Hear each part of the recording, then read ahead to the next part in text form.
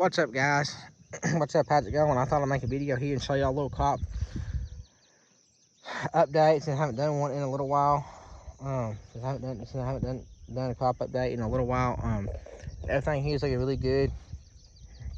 I want to talk to y'all a second, and then we're gonna get looking at these good looking beans down here. All right, so these beans were planted here on April. These beans were planted here the first week in April. They planted April the 6th, 5th, 6th, something like that. I have to go back and look at my notes to know for sure. But they planted they planted sometime in the first week of April.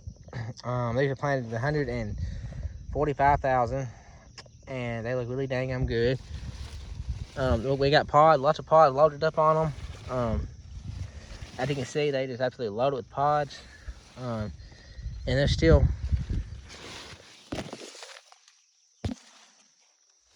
putting on pods on the bottom, all the way down the bottom. They're putting on pods.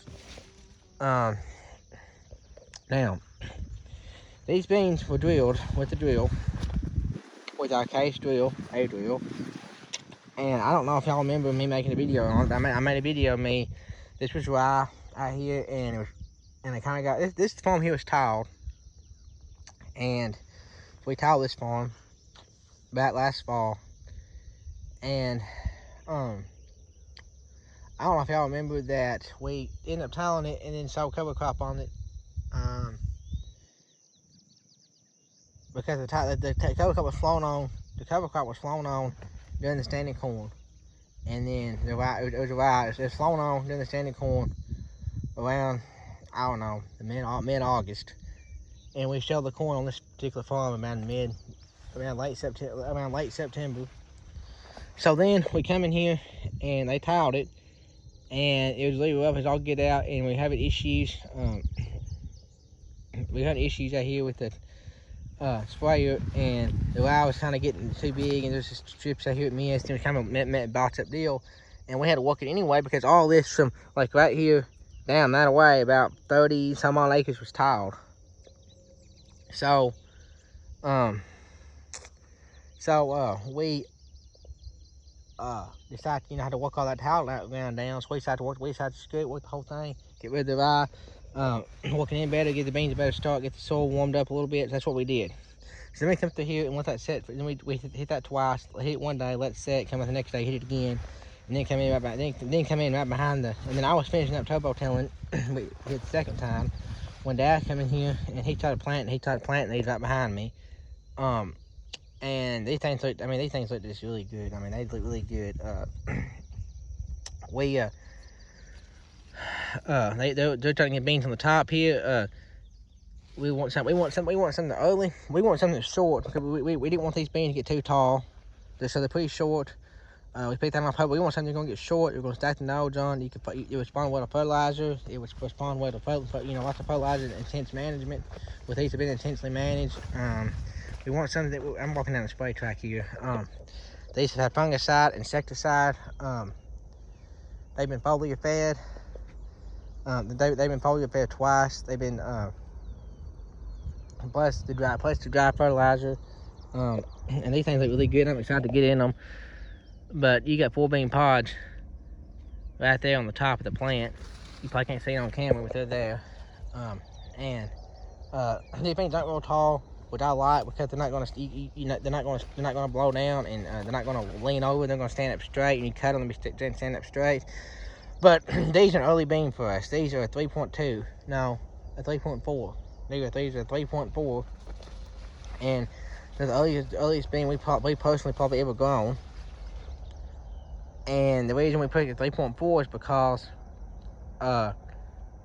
this is what they told us to put. They explained what we wanted, and they said this bean has made the best bean. It's the best bean in the area. Early bean. It's the best bean in the area. It's a high yielding bean. It's really good.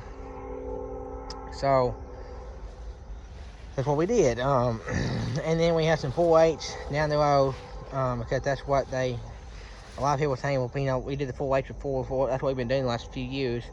So we had the 4-H down the road, and honestly, I don't know.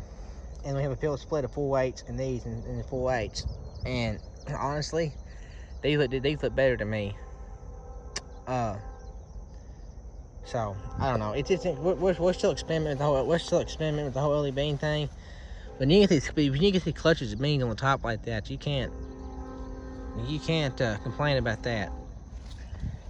So anyway, but these beans have had they've had plenty of rain on them. We did all that stuff, fertilized and everything, fungicide, and they've had plenty of rain on them. We've been extremely wet here. Like the month of July alone, today's only the 20th of July.